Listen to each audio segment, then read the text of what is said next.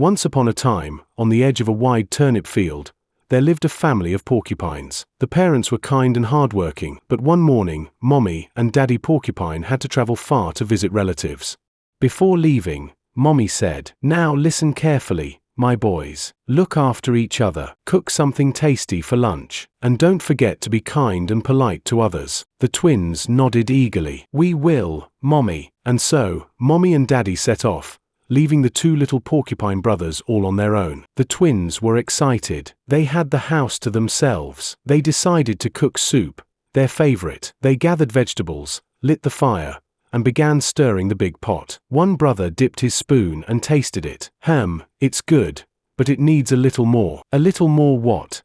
asked his twin. He shook his head. "I don't know, but something's missing. It's not as yummy as when Mommy makes it." They tried adding a pinch of salt, then some herbs, then even a little honey. But no, the soup still wasn't right. The second brother groaned. "I'm hungry. I'm going out for a walk while you figure it out." And off he went. He wandered through the fields, humming to himself, until he pulled up a big fat turnip. "This will go well with the soup," he thought. But just beside the turnip patch was a field of cabbages, where a new neighbor had arrived only days ago, a hare, tall and quick-footed. The porcupine smiled politely. "Hello, Mr. Hare. Are you new around here?" The hare snorted. "What's it to you, Shorty?" He laughed so hard at his own words that he rolled in the grass. "Shorty, pointy. Oh, what legs you have. Do you walk with those or just roll like a spiky ball?" The porcupine frowned. "That's not very kind." But the hare went on. "Those tiny legs.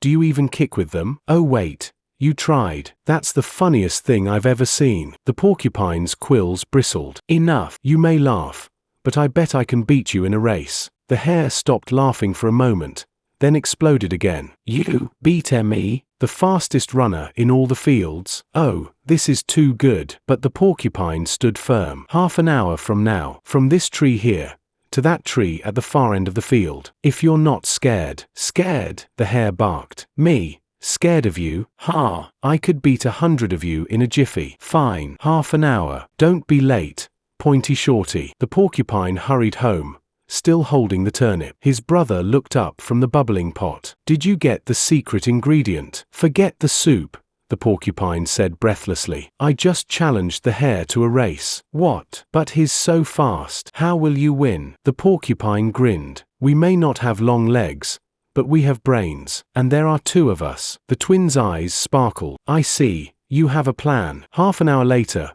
the hare stretched his legs at the starting line. Well, Shorty, at least you're on time." "Ready to be embarrassed?" "Ready," the porcupine replied coolly. "On your marks, get set, go." The hare shot forward like lightning. He zoomed across the furrows, ears flying in the wind. "Ha! He'll never catch me," he thought.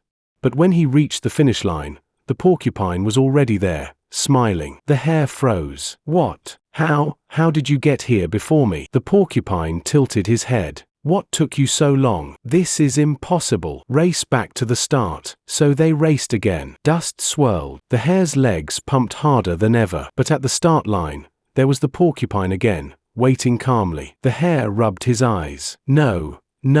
Now I'm seeing two of you. What's happening to me?" At last, he realized. There weren't two of them. There were twins. One porcupine started at one end, and the other waited at the opposite end, tricking the hare at every lap. You tricked me," cried the hare. The twins nodded. "We're sorry, but you were mean first. You teased us and laughed at us. You may be stronger and faster, but we worked together and used our brains." The hare dropped his ears, ashamed. "You're right. I was unkind. I shouldn't have teased you. Can we be friends?" The porcupine smiled. "Of course. We'd like that." The hare pulled a big fresh cabbage from his patch. "Here, take this. A gift of friendship." Back home, the twins chopped the cabbage and dropped it into their soup. They stirred, they tasted, and their eyes lit up. "This is it," they shouted. "Mommy's secret ingredient is cabbage." That evening, they shared the hot, delicious soup with their new friend, the hare. The three laughed, ate,